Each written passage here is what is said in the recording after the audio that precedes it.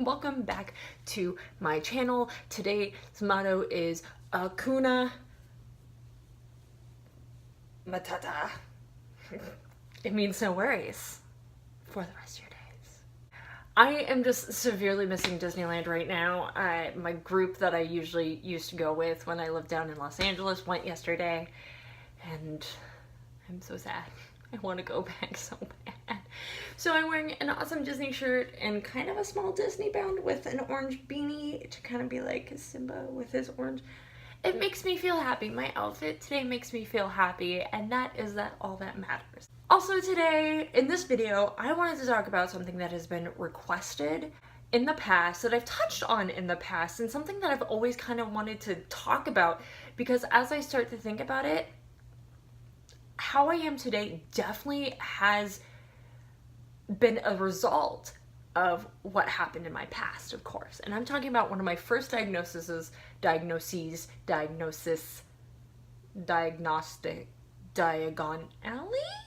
Yes, that one, Harry Potter. Anyway, I was diagnosed with ADD, ADHD as a child. My first recollections of it, like taking medication and going to behavioral therapy and everything, wasn't around first grade.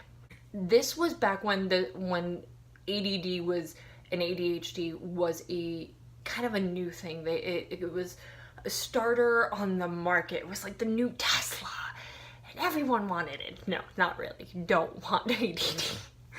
I remember in first grade, you know, when I started forming those memories of being not able to concentrate in class and not sleeping really well, having night terrors, a lot of night terrors, specifically one dream, not knowing really right from wrong. And my mom had this good example of how bad it was when I was a kid. She told me, and I don't remember this, but she told me not to touch, like something broke. She told me not to touch the glass, and what did I do? I immediately touched the glass and cut myself. Like, I acknowledged her and said, yes, I won't do that, but then the thought just, hey, oh, look, something broke, I'm gonna go help mom, or something like that, you know. So that was in first grade, and also in first grade, at least from what I remember, is when I started taking medication. I started off on Ritalin, which is what everyone took. I took 2 pills a day, but then I think it was about mid-second grade that I took Adderall because it had an extended release, and it definitely helped. But during the summers, I was off of medication, and this plays into part of the therapies and how we fixed my ADD. There's a little bit of a controversy with my story, and it's not about me. My childhood pediatrician, who I actually really loved, I thought he was a great doctor, he was a lot of fun. His name was Dr. Mullen Morris. He has been on Oprah, the Today Show, amongst many other things. He's written a ton of books. He was the leading expert on child near-death experiences. But then something happened. Mind you, again, I liked him as a doctor. Nothing bad happened. I may have touched on this in the past, but. He moved from the Pacific Northwest, he got married, he ended up waterboarding and torturing a little girl. And so now he's in jail. So, but he is the one who originally diagnosed me with ADD and got me the treatment, and so I'm very thankful for him for getting me to the treatment that I needed. So let's actually talk a little bit about my treatment and what I did as a kid with the help of my doctors and my parents. The first thing, of course, was the medication, as I already touched on. I took Ritalin and then Adderall. But the big thing is during the summer, I was not on medication. During school, it helped me concentrate, but then during the summer, it was taken away, not because it wasn't something that I needed, but it was what the doctor suggested to learn how to cope without medication. So during the summer, we did, well, throughout the entire year really, but during the summer and mostly we did what was called cognitive behavioral therapy. Mind you, during the school year, I did have special classes, reading classes. The teachers had certain tasks that they had to do with me, but during the summer, I think was a big pivotal part for my overall, not recovery, but like help during this time of my life. My mom did what she called summer school. And everyone's like, oh, summer school, it's the same thing. And it was, no, we did actual, like, she would sit me down and have me do paperwork and schoolwork and different projects and watch videos.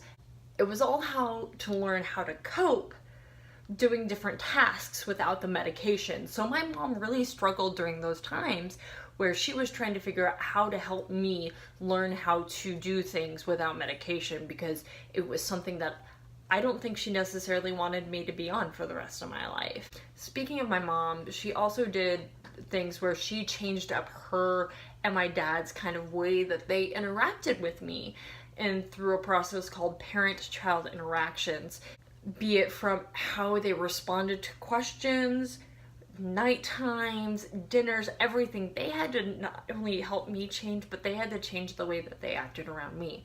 And it was all very, very, very beneficial. This probably wasn't easy on my parents either. They had, by the time that I was diagnosed, they had 3 children. I was the middle child and I had 2 brothers. My younger brother was 3 years younger than me. My older brother was going through a multitude of different things himself. So having 3 kids and then having a kid that has like a mental health developmental issues, it can't be that easy on them. And that's why I'm very thankful for the way that my mom handled everything, because if it wasn't for her, I probably would not be the same person that I am today. Do I think that this led, my ADD, ADHD led into what I am today? Yes. I think my brain was already rewired from a very, very young standpoint to not focus easy and able to do tasks, among other things, and the way I hold relationships. Do I have a million of tasks going on at the same time? Yes, it definitely confused a lot of my bosses at work when they're like, why are you have like 5 million tasks going on. I was like, they're all gonna get done, but this is just how my brain works. Do I also think it led to my anxiety and my depression? Yeah. If your brain is more susceptible to already having a developmental disability like ADD or something, it's already rewired.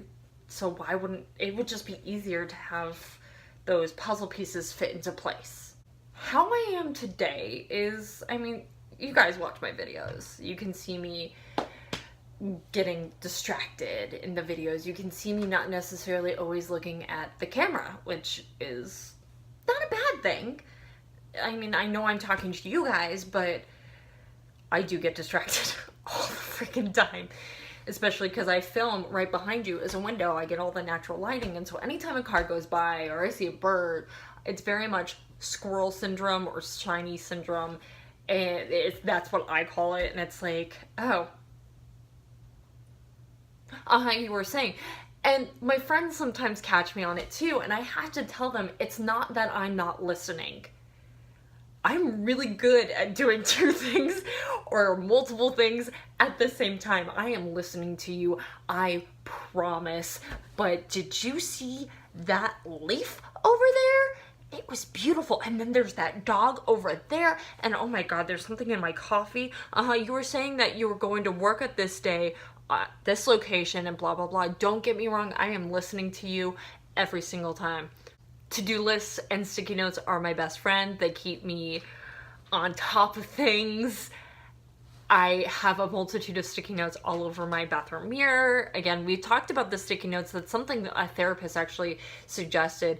It breaks down your to-do list slowly, so you don't have to look at an entire list. You can just focus on one sticky note one day, and that really helps with my anxiety. Not so much my ADD, but my anxiety, which is helpful. I feel like I also can handle emotions better on some occasions, but I have the coping mechanisms to refocus myself And so I think that helped with my anxiety better because of the fact that I have those. The reason why I brought this video up, and please let me know if there's any questions. I don't want to make this video too long, but I might do another deep dive into this, but that's just a basic understanding of my first diagnosis within the mental health community. But the reason, again, I brought this up is the person I nanny for gets Parents Magazine, which I never thought would be an interesting read, but there was an article. It's called, I Think There Is Something Wrong with My Child, and it is written by Kelly King Hayworth, and it is a 3 to 4 page article about children and mental health, and seeing the first signs of it, how to get help, how to get a diagnosis, and everything like that. And it really got me thinking about my own as a child. And there were some really interesting aspects of this article. A couple of quotes from this article that really stuck out with me. 70% of respondents in our survey said they believe mental health diagnoses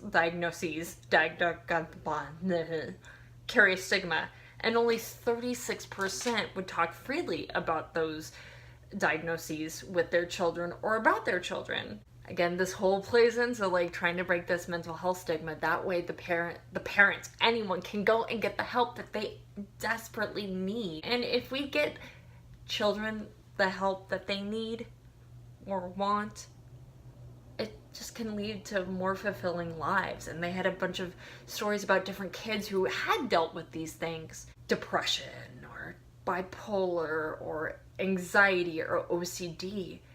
It definitely is helpful when you get the treatment and you turn out to be awesome people like me. Or at least I think I awesome. My mom says I'm awesome, and she's part of the reason I'm awesome, because without her and Dr. Morris, I would have not been where I am today. So thanks, guys. Thanks. Thanks, Mom. Thanks, Doc. I appreciate it. Once again, if you ever feel like something's off, please bring it to the attention of a doctor or someone you love, someone you trust. It can be a tough world out there, and we're in it together. Hell, if you even want to talk to me, I'm always in the DMs and the down lows to keep you healthy and safe. Again, all the links of everything are down below, and I appreciate you guys for taking the time to listen to another part of my story. Once again, it is my story. Your story might be different, but it's still beautiful. So, till next time, guys, Sláinte and Hakuna Matata.